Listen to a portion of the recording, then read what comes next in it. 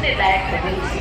मेरे भाइयों बहनों, ये कथा पाठदान, ये कथा सत्संग, ये अभियान, ये शिक्षा देने के लिए कि हे इंसान, तू इंसान है, एक ही दिन जी मगर इंसान बनकर जी, सफल अभियान बनकर जी। तो इंसान है तो इंसान बनकर जी। बस यही सिखाने के लिए इतने बड़े बड़े आयोजन किए जा रहे हैं भाइयों। जबकि ये कथा पाठदान की तो बातें छोड़ दीजिए, भगवान तक को धरती पर ही उतार लिया ये मनुष्य। इसके बावजूद भी क्या भगवान आकर के सिखा के चले गए?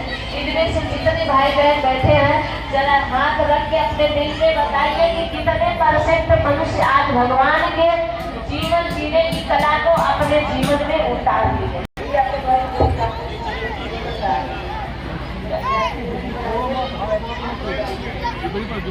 जितने हमारे भाई बहन है, ध्यान से सुनिए।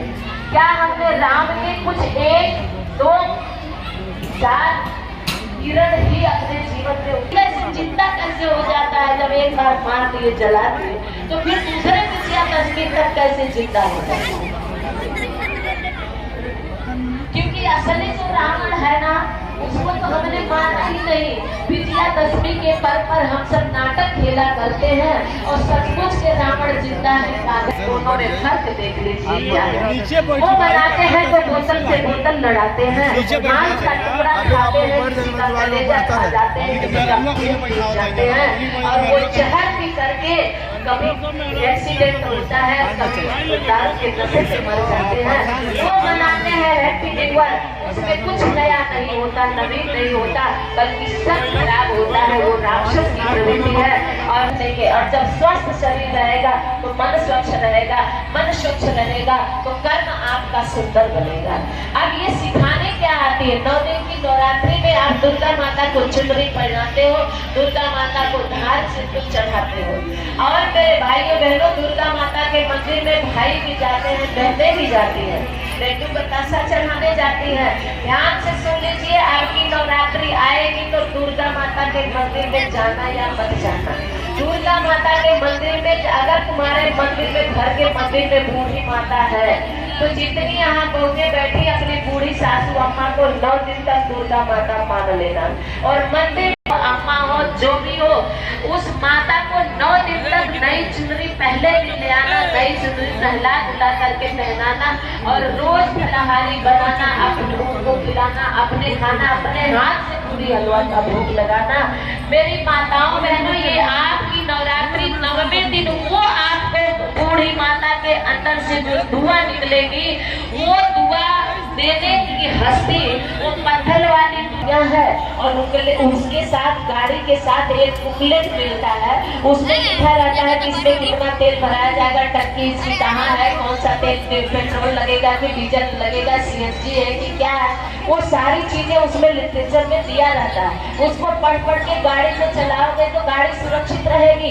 ये भगवान की बनाई ये इतनी सुपर गाड़ी है मेरे भाइयों बहनों, दुनिया की कोई BMW इसको पा नहीं सकती है। जितनी सुपर गाड़ी परमात्मा ने आपका ये शरीर भी बनाया, और इसके साथ एक बुकलेट भी दे दिया है। वो बुकलेट है आपकी गीता, वो बुकलेट है आपकी रामायण, वो बुकलेट है आपके पुराण, वो बुकलेट है प्रज्ञा पुराण।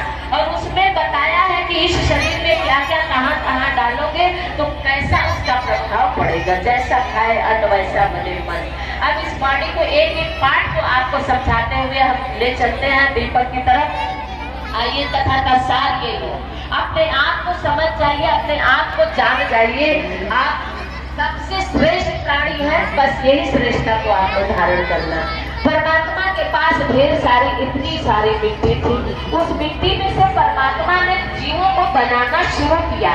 तो सबसे पहले मुट्ठी भर मिट्टी उठा करके फेंक दिया और वहीं छोड़ दिया। फिर थोड़ी सी चुटकी भर उठाकर फेंक दिया, उसको वहीं छोड़ दिया। फिर अंजलि भर उठा के फेंक दिया, उसको वहीं छोड़ दिया। फिर थोड़ी सी मिट्टी मोटी सी बनाई, लंबा लंबा बना दिया, और फिर थोड़ी सी मिट्टी ली, पतला पतला लंबा बनाई, तो वो उसको बना के छोड़ दिया।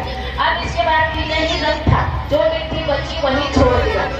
3 ही रंग था, एक काला, एक 2 ही रंग था, एक काला एक सफेद। अब ये जो छोटे छोटे जीव को बनाया परमात्मा, इससे कोई मेहनत नहीं पड़ी। एक मुट्ठी उठा के फेंक दिया तो मेढक बन गया, एक चुटकी उठा के फेंका तो वो गया और एक नथ उठाकर फेंक दिया तो चींटी बन गया।